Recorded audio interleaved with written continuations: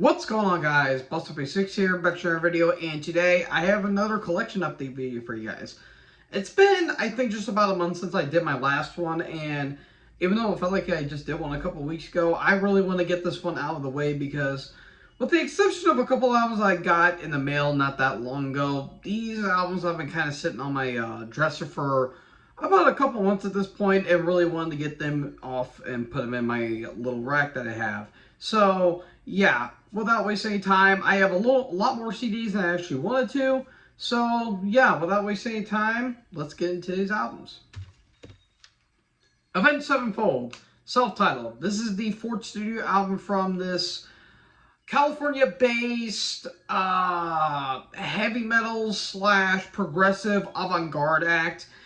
Their music kind of changes on almost every album they're on, but this is widely regarded by fans and critics alike, known as the White Album, and City of Evil really put the band on the map. This one obviously went for a more commercial sound, and to an extent it works, but if I'm going to be completely honest, this is a pretty 50-50 album in my opinion.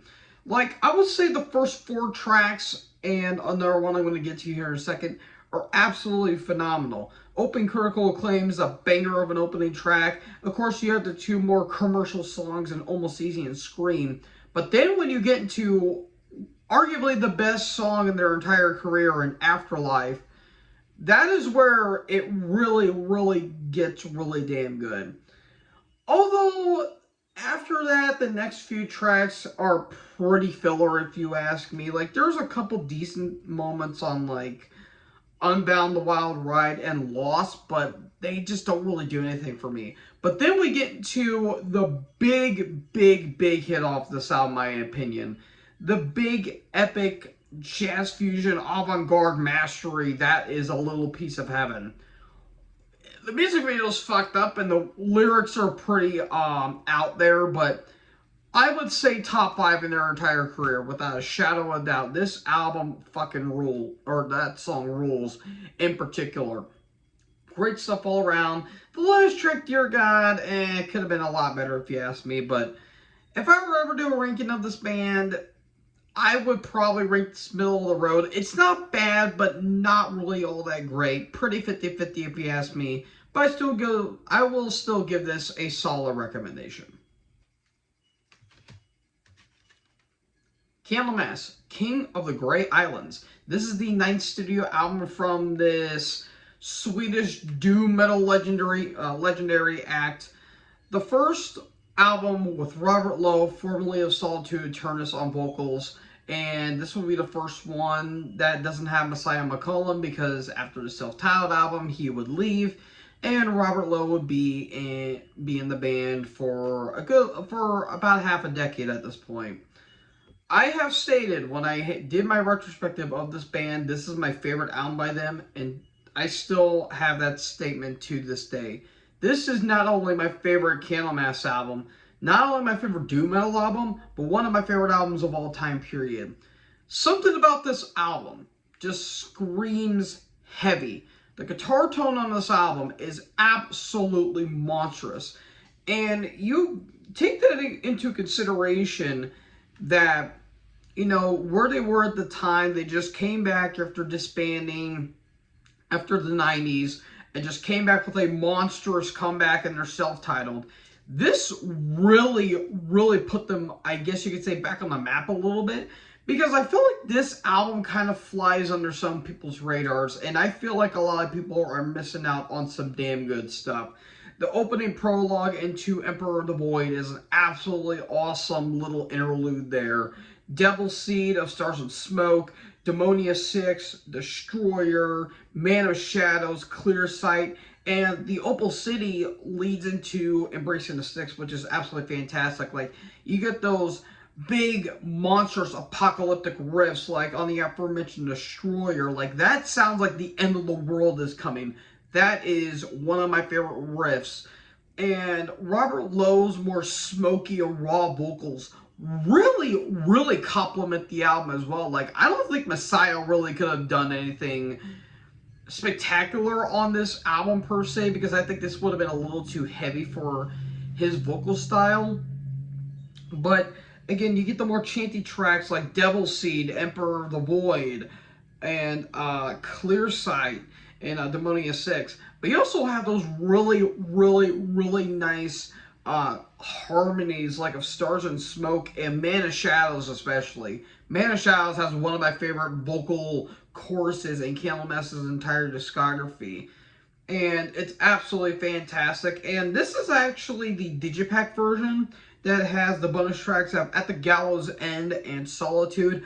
Both of them are good, but I do prefer the original versions overall, though I will say Solitude, I really love how heavy that song is in particular, but I just like the original version because Johan does a little bit better than Robert on this one. But Robert Lowe does absolutely phenomenal. The two afterwards, Death Magic Doom and Psalms of the Dead, were really damn good in their own right, but nothing is like this. Nothing as heavy and as flat out sinister as this album is. I mean, look at that album artwork, for God's sakes. That looks pretty damn good if you ask me.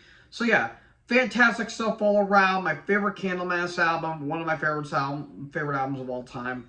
If you're looking for some just disgustingly heavy doom metal, you will not be disappointed with this one. Huge recommendation. Corrosion of Conformity, America's Volume Dealer. This is the 6th studio album from this stoner southern sludge rock metal act. I am familiar with this band, and I have heard a couple tracks from their earlier stuff. I actually did a review way back when my channel was starting to get a little bit of a following. I did review Animosity, which is where they went more of a hardcore punk style. This is where they were embracing more of that southern blues rock metal style that they were going for. And, well, it's an album that was released in 2000. That's what I can really say. This would unfortunately be the last album to feature longtime drummer Reed Mullin for 9 years up until his return in 2010. And it's okay. There's not a whole lot of standout tracks on this album. It just feels like it's just there, in all honesty. There are some solid tracks like Congratulations Song, Diablo Boulevard's pretty good. Sleeping Martyr's good. Getting It On, I really love the groove of that song in particular. But everything else is just kind of there. If I were ever to rank this band, this may be in the bottom tier because, again, there was not a whole lot of stuff that really grabbed me on this album per se.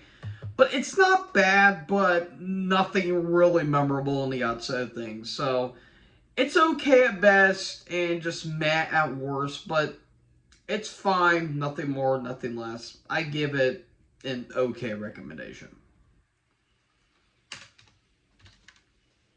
Darkthrone, It Beckons Us All. This is the latest studio offering from this originally Norwegian black metal legends. Now they're more into that heavy metal slash doom, I guess, blackened heavy metal period of their career. Their style changes on damn near every album, and it's Darkthrone. They do whatever the hell they want.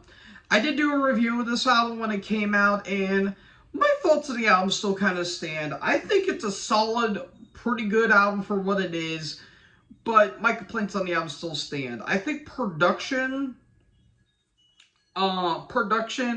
it's a bit raw, but it doesn't sound like completely muddy. Like, maybe they could have tweaked it just a little bit, and it would have been a little bit better.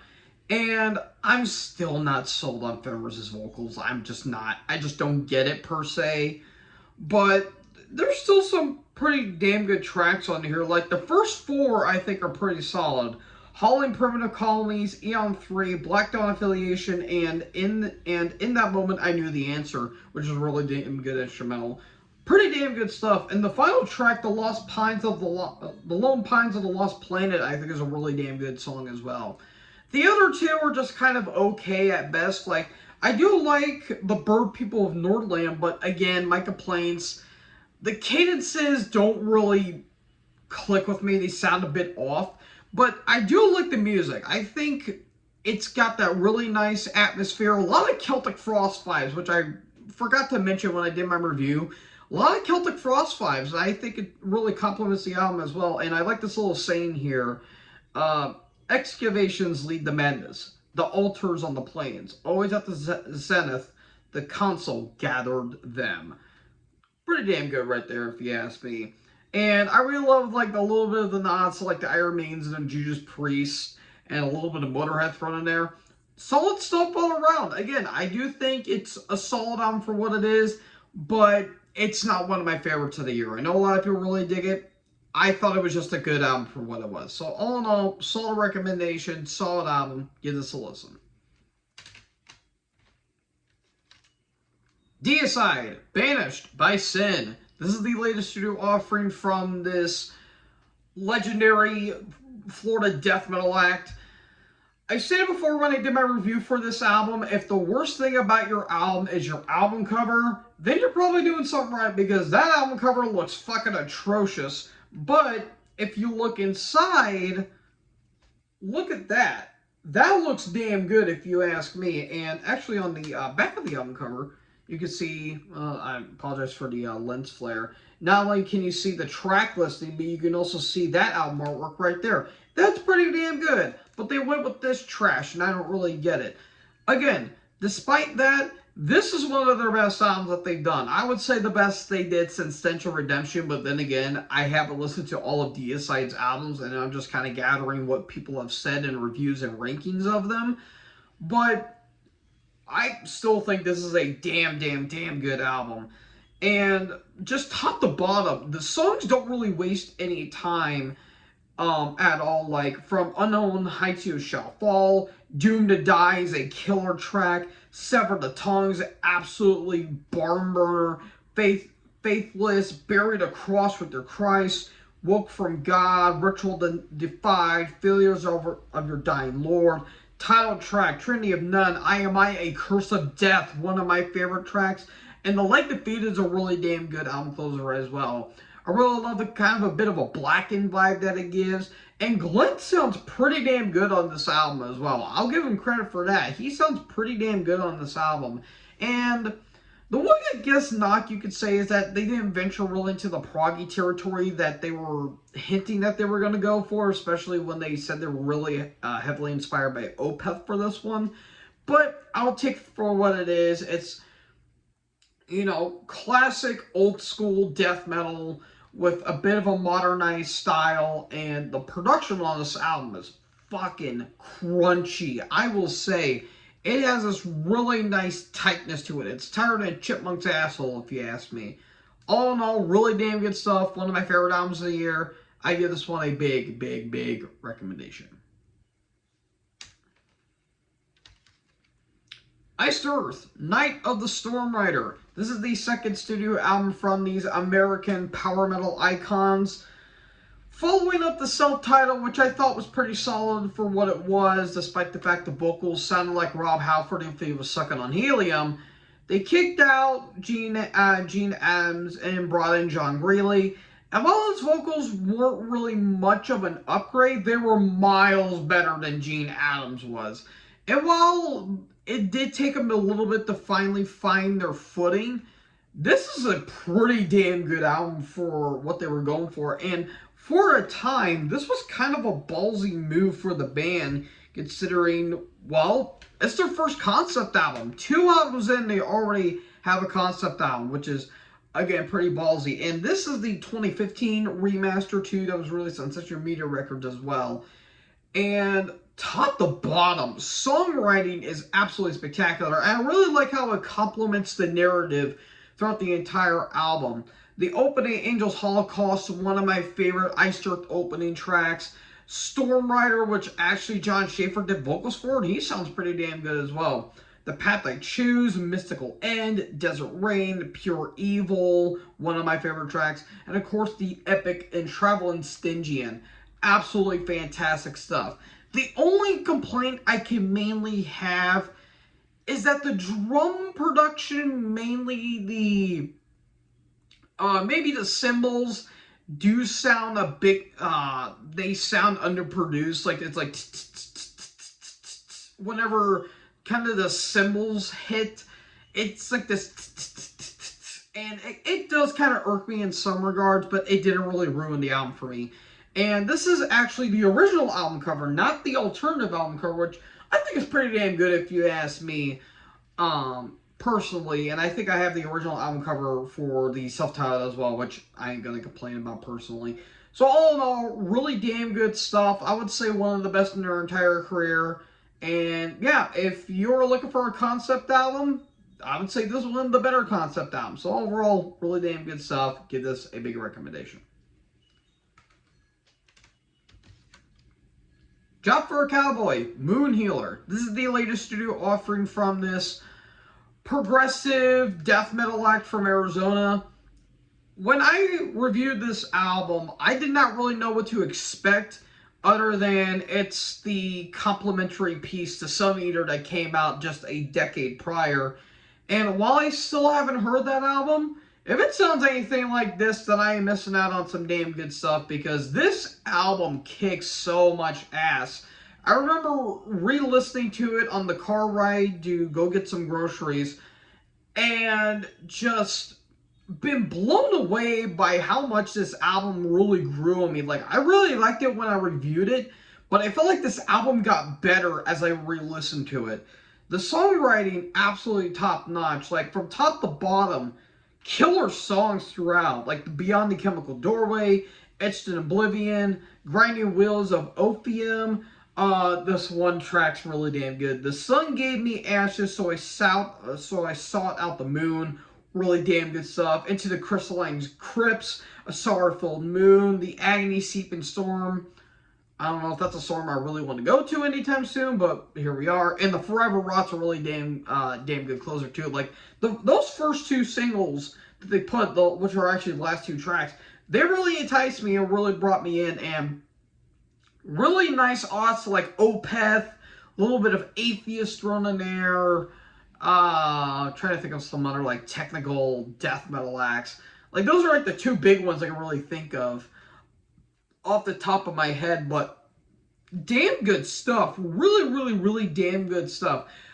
I guess the complaint you can kind of make, maybe it does have a little too many twists and turns, at least for my liking, but it doesn't really ruin the album for me, and I really enjoy it. And also, look at that album cover. Holy titties, that album cover looks fantastic. Better than whatever AI crap's going on nowadays, but I certainly digress. All in all, really damn good stuff. Absolutely phenomenal album. I do give this one a big recommendation.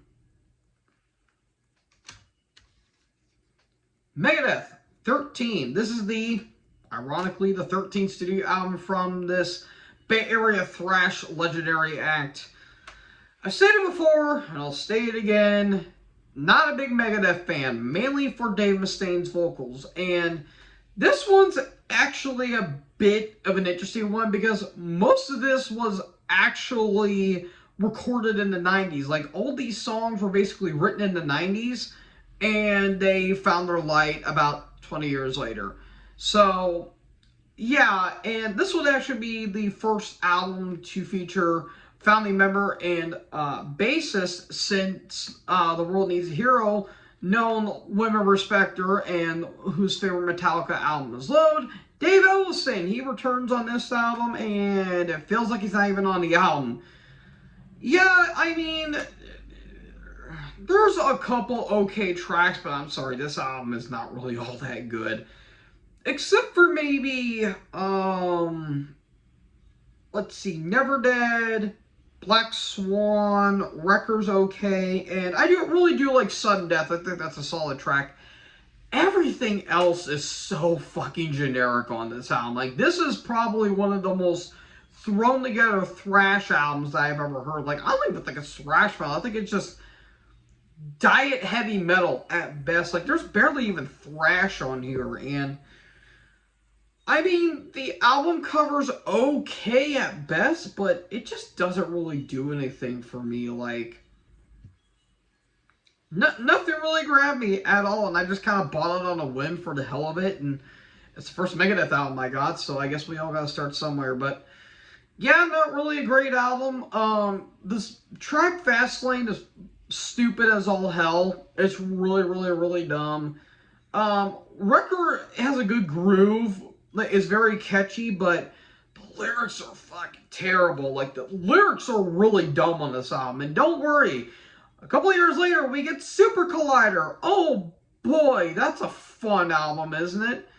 Yeah, this album is just there. It's a blatant product of 2011. And 2011 wasn't really a great album for a lot of well-known acts. Looking at you, Morbid Angel, but yeah, I mean, it could have been a lot better, but it could have been a lot worse. So that much I'll say. So it's okay at best, but kind of bad at worst. So I give it a meh recommendation at best.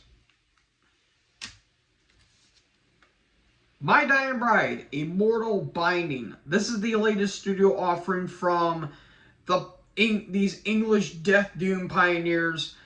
If you guys have seen my review for this album, this is the bleakest album I have heard in a whole year, and it's not even close. Like, this album, Jesus, dude, the riffs and the vocals make me want to cry. Like, you do have, like, those, like, big chugs to it, those death metal chugs, but the somber as hell atmosphere on this album just entices you in so many ways. Like, this thing is fucking bleak.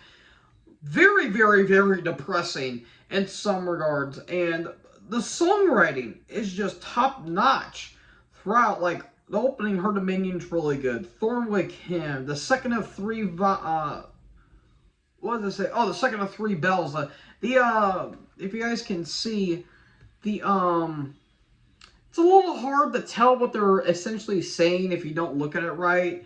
But Unthrown Creed, my favorite track of the entire album, the Apocalyptus, Starving Heart, Crushed Embers, just all in all, just really bleak, depressing stuff. And even a little thing too on the back of the album cover, or on the back of the album, after the song title has this little notes on it, like, Her Dominion, her throat labors at the work of Felit. I don't know what that means. Thornwick Hymn, a choir of sorry girls. Jesus, that's dark. The second of three bells, even time wishes you were here. Unthrown Creed, filled with beautiful blood. The Apocalyptus, he did not weep for me. A starving heart beyond the rim of sky. And Crushed Embers, a voice full of tears. I don't know if you could get even more bleak than that, but somehow they did. And Aaron Steinthorpe's vocals, fucking incredible. Like, his cleans are just incredible throughout. And I mean, look at that. Look at the inside. Where are your wings?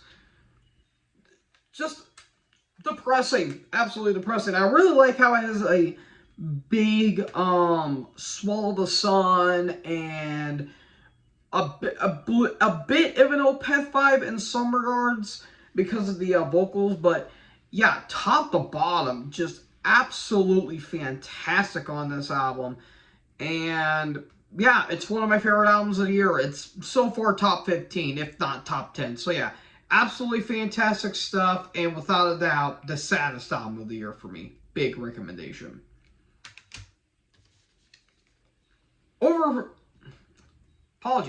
Overkill, The Years of Decay. This is the fourth studio album from this New Jersey legendary thrash act.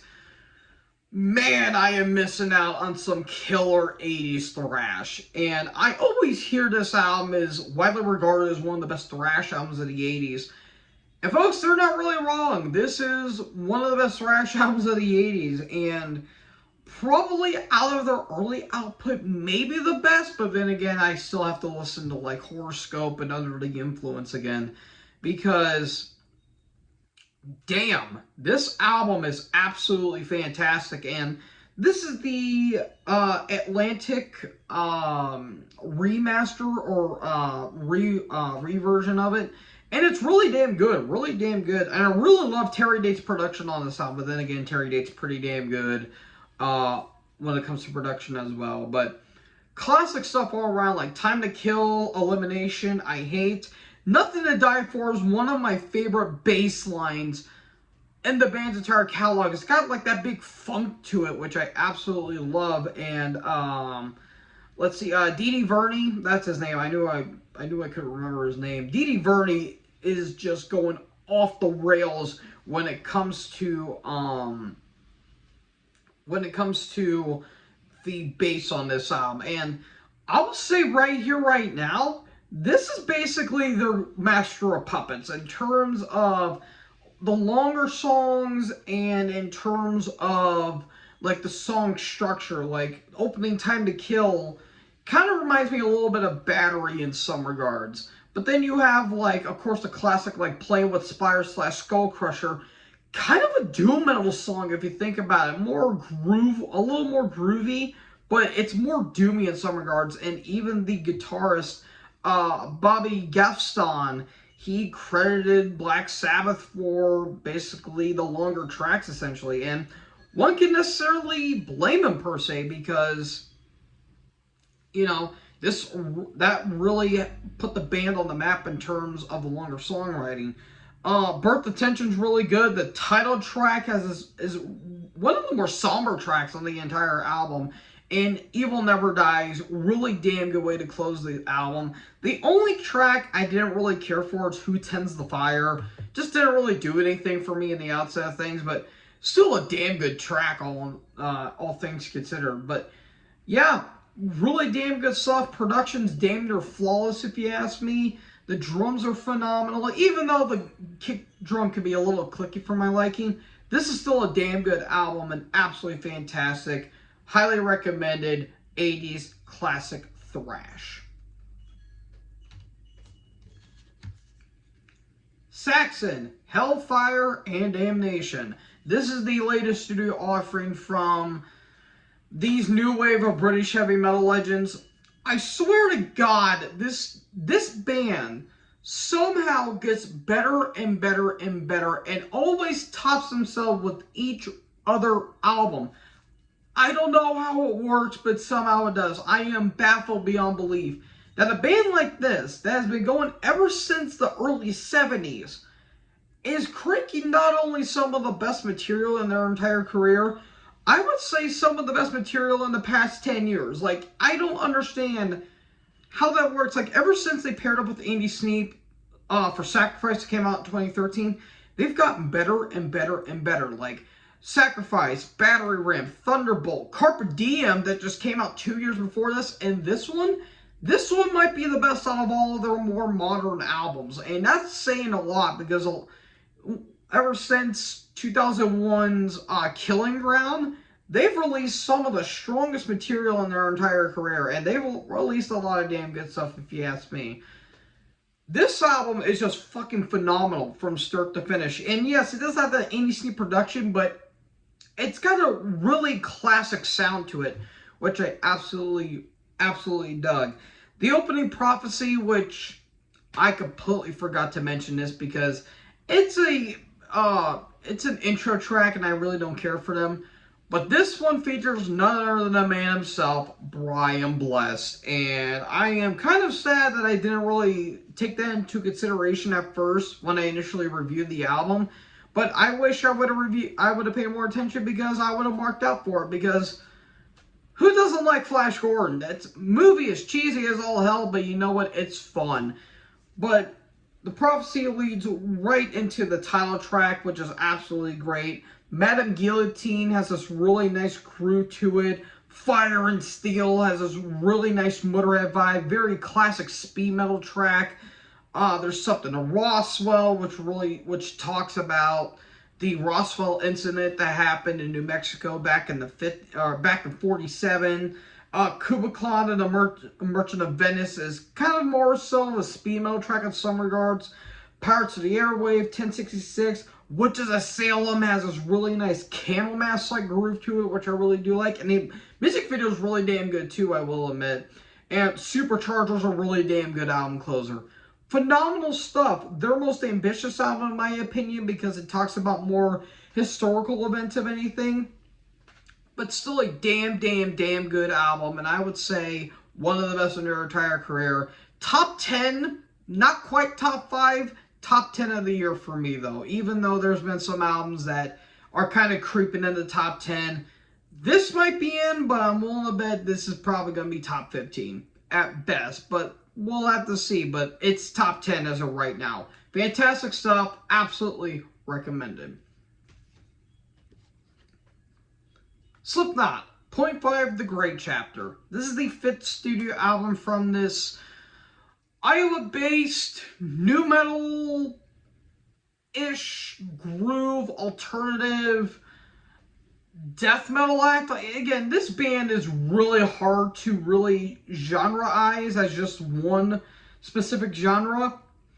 But again, this is one of my favorite bands of all time because this band really helped me get through high school in a way. And this is, without a doubt, their darkest, I wouldn't say their darkest, but probably their saddest album that they have done. And their most emotional because of two big factors. One, Joey Jordison was out of the band by this point. He got fired due to drug-related incidents. But it was ultimately not out of his problem. It was more out of his control because, you know, he was having the sickness, and the band kind of kicked him out for that, which is kind of a shitty move if you ask me. And plus, rest in peace, Joey Jordison. It's a little shame he passed a couple of years ago, which is so bizarre to me. And the big elephant in the room, and the album that's ultimately attributed to him, longtime bassist Paul Gray unfortunately passed away due to an accidental morphine overdose. That really hurt the band in a big way. It ultimately led to a lawsuit against the doctor that wasn't giving them the right prescription, and I think Paul's widow eventually won the lawsuit over the doctor as well. And to say that this album is gloomy with atmosphere is an absolute understatement. I mean, you have songs like XIX, AOV, Skeptic,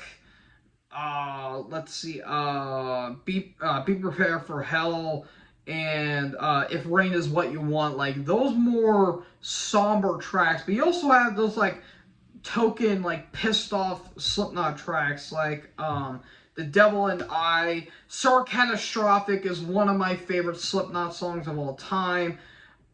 Lick, The Negative One. But you also have probably the saddest, arguably the saddest song in the band's entire career, in Goodbye, which flat out just very sad at the beginning. Like, it's very sad at the beginning because it has this really gloomy atmosphere, and then it gets into those like token Slipknot, like kind of pissed off moment at the very end, which ultimately leads into Nomadic, which I think is really damn good and has one of my favorite solos in the band's entire career.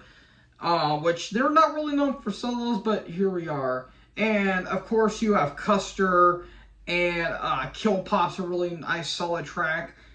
All in all, it's still probably my second least favorite of the band's entire catalog because they could have cut a few tracks off this album for me personally.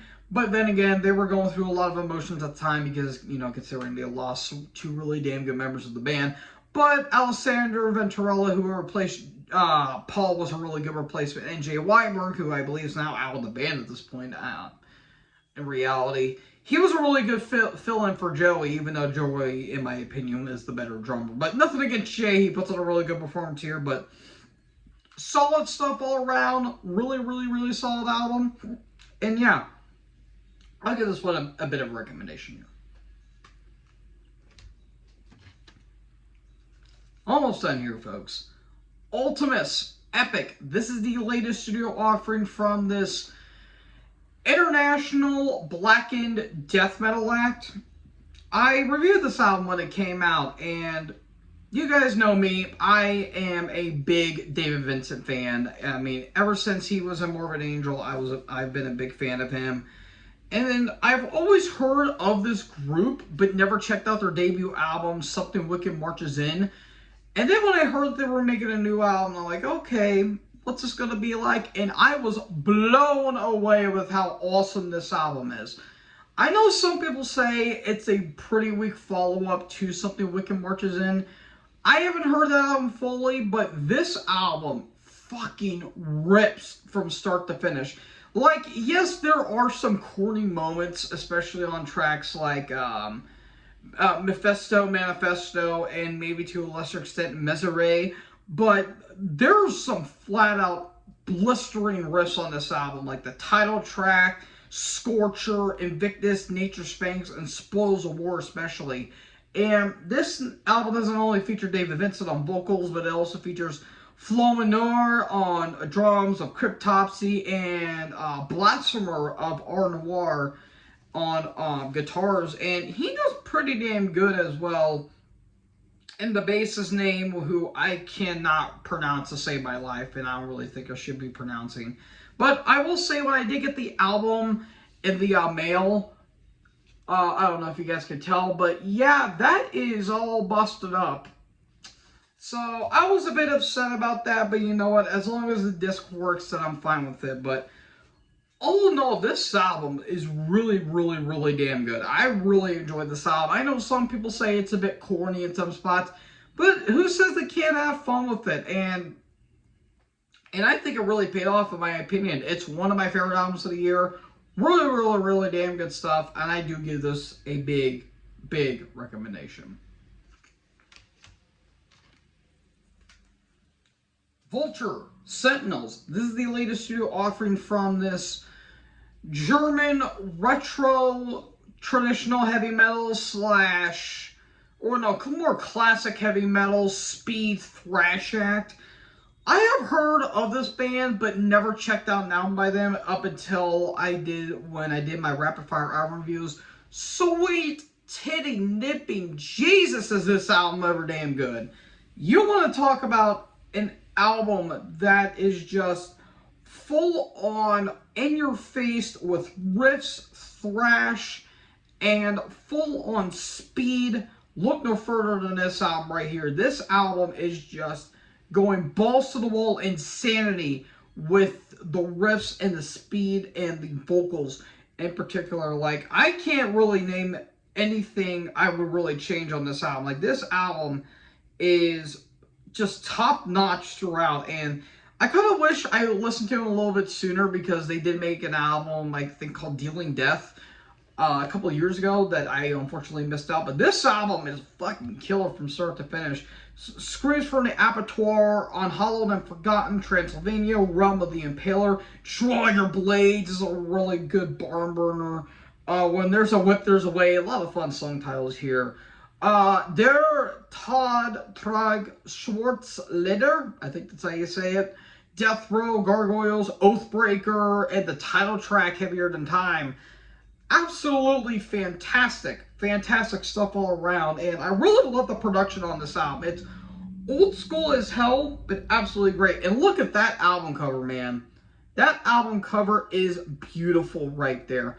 Yeah, one of my favorite albums of the year, and really, really, really like this album. Overall, damn good stuff. Give this one a big recommendation. And my final album for today's collection update, White Zombie, Los Exorcisto, Devil Music Volume 1. This is the third studio album from this, oh man, groove metal alternative act. I mean, this is kind of a weird band that kind of categorize. I keep saying characterize. Categorize is mainly just one, because originally they were kind of a garage rock act, and then they went to the more, what's the word I'm looking for? More to the horror-themed style that Rob Zombie's known and loved. And I've always heard this is one of the best metal albums of the 90s and one of the best albums of all time. I give it a listen. It's pretty damn good if you ask me. And I can honestly see why this album is a bit of a classic in some people's minds. It is... the one complaint I do have with it, and I have with Rob Zombie's entire career, a lot of meaningless interludes like Knuckle Duster Radio 1-A, what's another one? I think that's mainly... Knuckle Duster Radio 2B, and maybe a couple other tracks. One Big Crunch is another one. Like, kind of meaningless interludes and, like, sample tracks. It's like you could have just cut it out, but I get it. It's the 90s, and they were just doing it for fun, essentially. But this album is killer throughout. Like, the opening of Welcome to Planet Motherfucker / Psychoholic Slag. Absolutely fantastic stuff. Thunder Kiss 65, absolutely iconic with that bass.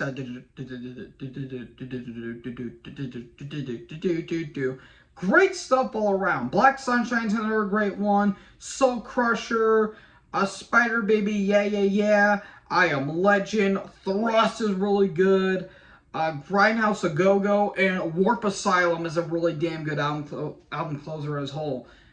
Really damn good stuff. Really damn good stuff. And I would show the back of the album artwork, but I have a feeling that YouTube might try and take it down for reasons. But solid stuff. Really damn good stuff all around. And again, I'm getting there, guys. I'm getting there. I know I'm missing out on a lot of damn good stuff, but I got in the middle a little late in my life. So again, I'm trying to redeem myself, if you will. So all in all, really damn good stuff. I give this one a big recommendation. So, folks, that is it for my CD collection update. This is the longest one I've done so far, in over 40 minutes. I do apologize for the run length, but hey, I wanted to get this stuff out of the way. So, hope you guys enjoyed this video. What was your favorite album out of this collection? Let me know in the comment section below. Make sure you guys leave a like, leave a comment, tap that big red subscribe button, and tap the bell so when I upload, you guys will be notified. Thank you guys so much for watching this video, and most importantly, join the herd. Talk to you in the next video. Peace out.